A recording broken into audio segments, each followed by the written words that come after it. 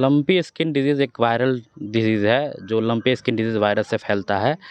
इसका फैलने का मुख्य स्रोत मेनली रूप से टिक्स, माइट्स, मॉस्किटो जो भी है इसके सलाइवा में होता है, यूरिन में होता है, सलाइवा में वायरस होते हैं। तो वो क्या होता है कि टिक्स माइट के वजह से दूसरे जगह ट्रैवल होता है और ट्रैवल होने के कारण एक गाय से दूसरे गाय में फैलता है।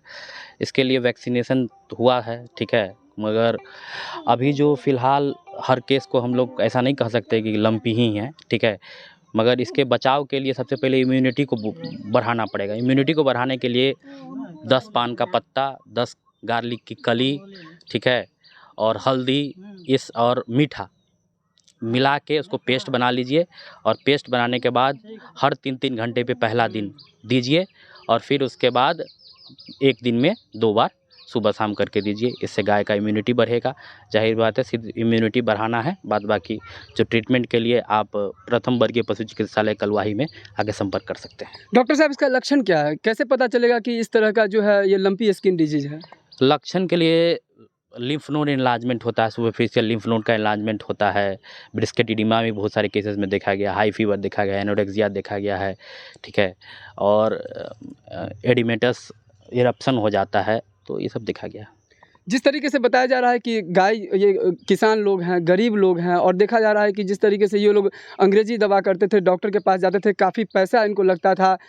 क्या ये जो चिकित्सा जो आपके माध्यम से जो चिकित्सा में कलवाही प्रखंड के अंतर्गत घर-घर पहुँच के आप लोग कर रहे हैं, क्या ये निःशुल्क है?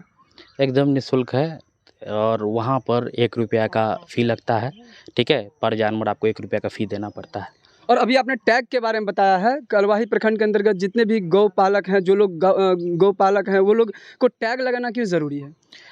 टैग लगाना भारत सरकार का, बिहार सरकार का टैग से क्या होता है एनिमल की पहचान होती है। एनिमल का वैक्सीनेशन कब हुआ, डिवॉर्मिंग कब हुआ, ये सब इन्फॉर्मेशन रहता है। तो टैग से आप मतलब मान के चलिए कोई किसी तरह का आपातकाल आ गया जैसे बाढ़ आ गया, सुखाड़ आ गया, इलेक्ट्रिक करंट से मर गया, आग लगने से मर गया, तो उस समय उसी टैग नहीं होगा तो टैग नहीं होने के कारण उसमें मुआवज़ा की प्रक्रिया नहीं शुरू की जाएगी। और टैग से एक तरह का टैग तो मुआवज़ा का बात दूसरा है, बट टैग एक पहचान है, एक just like an Aadhaar card, animal have also that's identity card. So इस कार्ड पे जितने भी पशु का वैक्सीनेशन, डिवॉर्मिंग सब शेड्यूल सरकार हर समय कराती रहती है, उसका इन्फॉर्मेशन इसमें रहता है। और अभी तो सेक्सिमेन भी आ गए हैं, सेक्सिमेन का भी टैग से ही होगा। डॉक्टर साहब यदि आपको संपर्क करना चाहे तो आपका एड्रेस बता दीजिए। मेरा एड्रेस प्रथम वर्गीय पशु चिकित्सालय कलवाही जो भलनी में पड़ता है, ठीक है? और वो जो वहाँ का भीड़ का नाम गाँव वाले लोग अनरी भीड़ करते हैं, ठीक है? क्या ये कपड़िया में है क्या? हाँ। और जैसे आपने अभी जो गाय को अभी देखा था, हम चाहेंगे कैमरा पर्सन थोड़ा गाय को दिखा दीजिए। ये गाय को जो देखे हैं क्या लग रहा है कि ये जो है उसी प्रकार का लक्षण है या दूसरा कुछ है? अभी फ़िलहाल जो सिम्प्टोमेटिक ट्रीटमेंट हमने किया है, ठीक है? अभी अभी 110% तो नहीं कह सकते, कुछ दिन देखते हैं, अगर इस कंडीशन में नहीं ठीक होता है तब 110% बता पाएँगे कि क्या है। अभी तो जो लोग गरीब लोग हैं और जिनका गाय मर जाता है, कुछ ऐसा मुआवजा का इसमें है या नहीं है? कोई मुआवज़ा सरकार की तरफ से नहीं है इसमें। सरकार की तरफ से वैक्सीनेशन कराया गया था, वैक्सीनेशन हुआ भी है, 90% जगहों पे वैक्सीनेशन हुआ है। जिन लोगों को टैग नहीं था, उन्हीं लोग का वैक्सीनेशन छूटा होगा, ठीक है? मगर 99% वैक्सीनेशन हो चुका है। केसेस बहुत कम है, ठीक है? अभी तो मेरे नज़र में तो केसेस नहीं मिला है, जो भी केसेस मिला है वो ठीक हो गया है। अभी तो तो जैसे अभी आप गनौर राम के घर पे हम लोग आए हुए हैं, ये गाय देख रहे थे, ये गाय को अभी टैग कब तक लग जाएगा? जैसे अभी लोग बोल रहे हैं टैग लगाने के लिए। अभी फ़िलहाल टैग नहीं है, जब टैग वैक्सीनेशन होता है तब टैगिंग होता है, ठीक है? तो ये कब तक टैग हो सकता है इनका? नेक्स्ट वैक्सीनेशन में होगा। अभी टैग हमारे पास है नहीं, उपलब्ध अवेलेबल नहीं है टैग।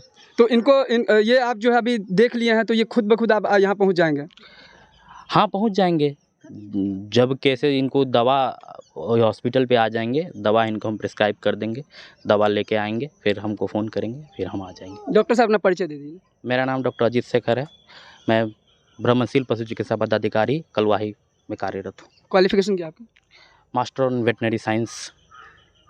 तो अभी हम डॉक्टर साहब ये जो जिस तरीके से आप देख रहे थे, ये चैनल है मेरा गाँव मेरी धरोहर न्यूज़ चैनल, और हम हमेशा अवेयरनेस का कार्य करते हैं। कई लोग ऐसे पता नहीं टैग क्यों लगाते हैं, गरीब लोग यहाँ पर अपना गाय को जो है जिस तरीके से इस बार अभी देखा जा रहा है कि लगातार इस तरह का सिम्टम्स गाय में आ रहा है और गाय मर जा रहे हैं, कहीं ना कहीं शुरुआत में प्रिकॉशन करने की ज़रूरत है। अब डॉक्टर का पता है, कपड़िया में ये डॉक्टर हैं, इनका जो संपर्क संख्या हम भी शेयर करेंगे और आपको हम बताएंगे कि इनके पास पहुंचने के लिए जिससे कि निःशुल्क आपको यहाँ पे चिकित्सा सुविधा है और गाय का जान आप बचा सकते हैं। हालांकि हम गनौर राम के घर पे थे, बताया जा रहा है कि इनका गाय अभी कुछ दिन पहले ही यहाँ पे मर गया है। करमोली में दूसरा गाय जो धरजू झा जिनके घर पे उनका गाय का आकस्मिक निधन हुआ है। और एक चीज़ और बताना चाहेंगे कि आप प्राइवेट डॉक्टर के चक्कर में ना पड़ें, ज़्यादा से ज़्यादा पैसे को वेस्ट ना करें, जब यहाँ पर सरकारी सुविधा का लाभ आप ले सकते हैं। और यहाँ पर एक चीज़ बताया जा रहा है डॉक्टर के द्वारा कि जो गाय मर रहा है उसका कोई मुआवजे की सुविधा नहीं है। अगर आप इस चैनल पे अब इस वीडियो को देख रहे हैं तो आप कमेंट्स करके ज़रूर बताइए कि जो गाय अभी मर रहा है क्या उनको मुआवजा मिलना चाहिए या नहीं मिलना चाहिए, क्योंकि किसान लोग हैं, गरीब लोग हैं, ये लोग उस पर डिपेंड हैं, गाय के दूध से लोग गुजारा करते हैं। तो आप लगातार बने रहिए, हम दूसरे वीडियो में आपसे फिर मिलते हैं। अगर आप इस चैनल पर नए हैं तो चैनल को लाइक, शेयर और सब्सक्राइब कीजिए। धन्यवाद।